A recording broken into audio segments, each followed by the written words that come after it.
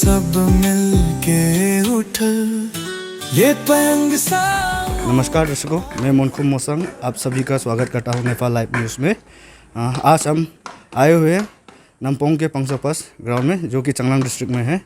तो आज पंगसोपास ये फेस्टिवल के लिए यहाँ ग्राउंड में काफ़ी धूमधाम से जो है तैयारियाँ हो रही है।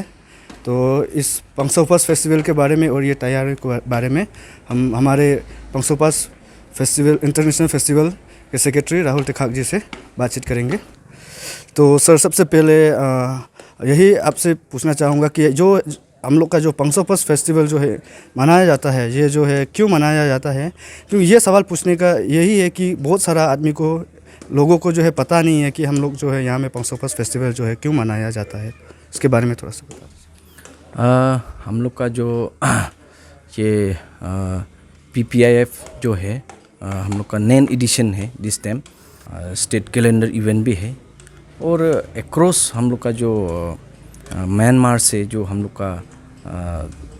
का जो बोर्ड कंट्री में वो एक तो ट्रांजिटिंग बाउंड्रीज है उसके लिए, और हम लोग का जो कल्चर डिस्प्ले खास करके हम लोग का जितना भी ईस्टर्न बेल्ट से जितना भी अरुणाचल से जितना भी है पार्टिसिपेट करता है। और ख़ास करके जो हम लोग का जो ऐसे लोकल यहाँ का जो तंगसा जो चांगलांग डिस्ट्रिक्ट में जो बैठता है वो हम लोग अपना कल्चर जो है, ये तंगसा में भी हम लोग 20 से एबव हम लोग का सब ट्राइब है, उसको एक तो हम लोग ये फेस्टिवल के द्वारा हम लोग को अक्रॉस द वर्ल्ड में हम लोग दिखाने का एक जरिया है हम लोग के लिए। तो वही हम लोग ये कल्चर को डिस्प्ले करता है यहाँ। ये पतंग सा पास का उत्सव दिल में बसा खुशी का सहर, जश्न मनाए हंसते हंसे सपनों को देने आज पंख।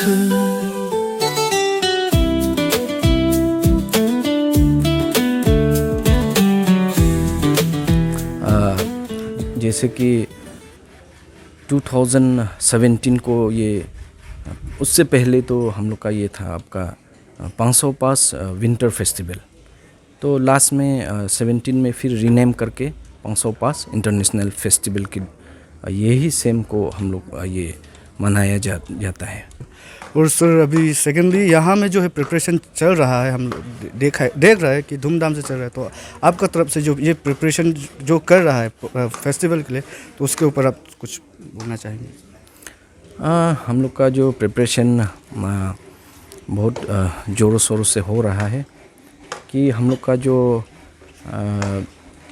अभी कुछ दिन बाकी रहा गया हम लोग के हाथ में, तो इसलिए जितना सकता है काम तो आप लोग आंखों देखा हाल है, काम जारी है। तो हम लोग एक डेडलाइन लेके हम लोग काम कर रहा है। तो इसलिए प्रिपरेशन तो आप लोग क्लियर है। वो जैसे भी हम लोग 15 तक हम लोग 1-2 दिन का आगे में हम लोग पूरा कंप्लीट कर देगा उसका बाद में जितना भी जो बचा कुचा जो काम है वो भी एवरीथिंग जो डेडलाइन का समय में कर दिया जाएगा। उसके बाद जो है सर, अभी 20 to 22 जो प्रोग्राम होगा उसमें 3 डेज़ प्रोग्राम में जो है कैसा होने वाला है? डे 1 जो रहेगा हम लोग का 20 रहेगा, 21 डे 1 को। फर्स्ट डे 1 को एक कल्चर जो है वो कंटिन्यू रहेगा डे 1 से, जब ओपनिंग से लेके डे 1 में हम लोग का ये स्टेट का डायनामिक CM साहब हम लोग का पेमा साहब आएगा। साथ में हमारा जो ये DCM साहब है हम लोग का चौना साहब, वो भी आएगा, और काउंसिल ऑफ मिनिस्टर सब भी आएगा, और जितना भी ऑनरेबल है वो लोग भी आएगा, पार्टिसिपेट करेगा उसमें। डे 1 में ओपनिंग रहेगा, उसका बाद में कल्चर नाइट भी कंटिन्यू रहेगा। उसका बाद में जो डे 2 है, डे 2 में हम लोग का स्पोर्ट्स एक्टिविटीज़ होगा, जैसे कि मैराथन वगैरह। उसका बाद में जो लोकल स्पोर्ट्स रहेगा। ये जो पहले हम लोग का जो फॉर फादर्स ने जो यूज़ किया है स्पोर्ट्स जो है प्रिमिटिव का, ये सब का स्पोर्ट्स एक्टिविटीज़ करेगा यहाँ में।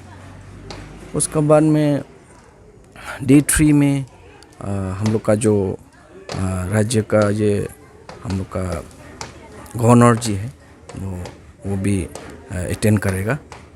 तो उसके लिए 3 दिन का प्रोग्राम तो कंटिन्यू है। वो कल्चर तो वो हर एक दिन में डिस्प्ले होते रहेगा, क्योंकि हम लोग का जो इस बार हम लोग जो इनवाइट किया है यहाँ से ईस्टर्न बेल हमका इधर लोंगडिंग से लेके नामसाई तक, और यहाँ में लोकल हाट भी बनाएगा।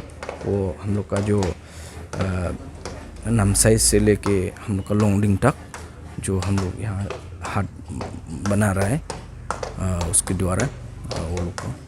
तो ऐसा करके जैसे कि वहाँ से खमटी हो गया, उसके बाद सिंगफो, उसके बाद में आपका ये नोक्ते, वंचो और चांगलांग डिस्ट्रिक्ट में जो है हम लोग का ये तांगसा समाज में 20 से भी एबव है।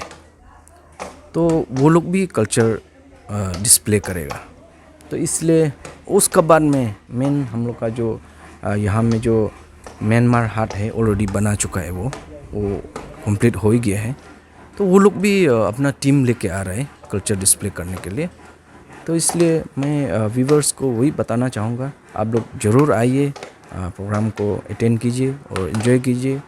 और जितना भी स्टॉल बनाया है ऐसे लोकल डिक्स जो भी होगा आप लोग उसको भी ज़रूर आ करके, जैसे भी हम लोग का जो 18 किलोमीटर असम से हम लोग का नॉकिंग पॉइंट में है। और उसके बाद में हम लोग का जगह एक पोटेंशियल है कि ये हम लोग का जो लीडो से जो है ये स्टिलवेल रोड है। ये स्टिलवेल रोड जो है 1945 में जो 1900 उसमें जो सेकेंड वर्ल्ड वॉर का समय में बनाया है।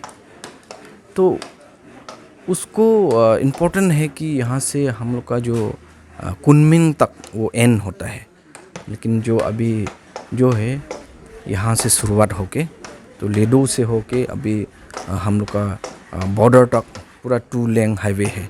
तो इसलिए जितना भी व्यूअर्स है आप लोग आकर के एंजॉय कर सकता है। वही मैं बताना चाहूँगा इससे कमिटी। तो और उसका बाद में हम लोग का ये वर्ल्ड वार सिमेंट्री है, ये हम लोग का एक तो हिस्टोरिकल प्लेस है। और उसका बाद में हैमिल्टन ब्रिज से उस समय में जो ये ब्रिटिश ने बनाया है, ये एलाइड फोर्स ने बनाया है। उसका बाद में ये हेल गेट है, वो भी हम लोग का नमपोंग एरिया में है। और थोड़ा आगे 12 किलोमीटर में आपका बॉर्डर है, म्यांमार बॉर्डर है। तो वो हमारे लिए बहुत एरिया हम लोग के लिए बहुत पोटेंशियल है। और इसलिए मैं व्यूवर्स को मैं यही बताना चाहूँगा कि सब लोग आ करके आप लोग ज़रूर ये प्रोग्राम में अटेंड करेगा बोल के मैं उम्मीद करता हूँ। और सर लास्टली जो है कि जितने भी यहाँ में लोकल्स नॉन लोकल्स विजिटर्स होगा, टूरिस्ट होगा, उन लोगों के लिए जो डूस एंड डोंट्स होगा वो क्या क्या रहेगा? हाँ, आपने जो बताया है वो बहुत बड़ा एक तो इम्पोर्टेंट है। ये डूस एंड डोंट्स तो ऐसा रहेगा कि जैसे हम लोग का जो यहाँ से जो असम से जो एंट्री होगा वो सिस्टमेटिक हम लोग जो ILP करेगा उसी समय में। और फेस्टिवल का जो लोगो रहेगा उसको ट्रैफिक को मद्देनज़र रखते हुए जो कि उसको लोगो पेश किया जाएगा। एवरी जितना भी गाड़ी होगा सब में हम लोग लोगो पेश करेगा ऐसे कमिटी।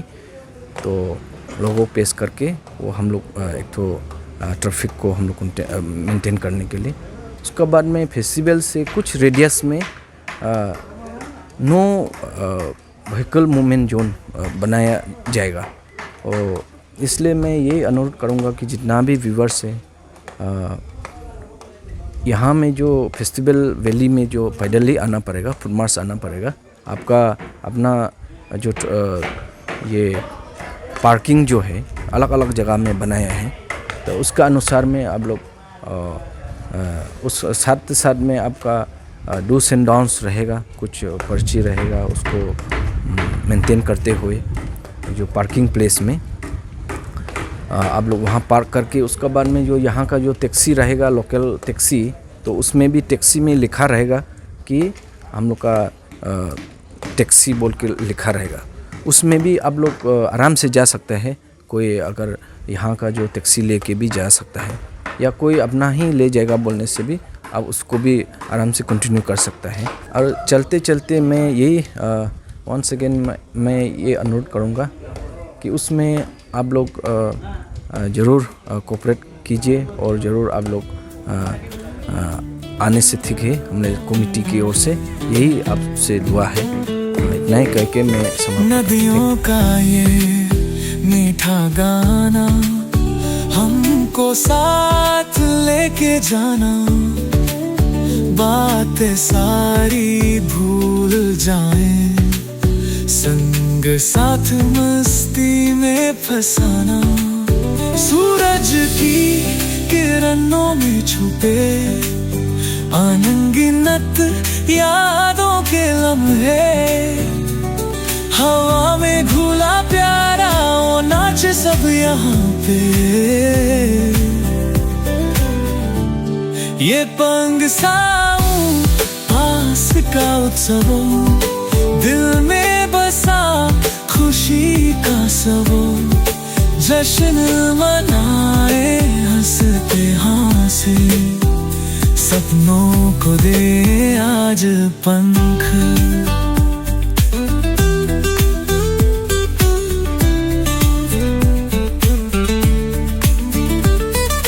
फूलों की महक में खो जाए, हर दिशा में रंग बरसाए, हम दोस्ती का हो तो बनाए, हर पल को सुखद बनाए।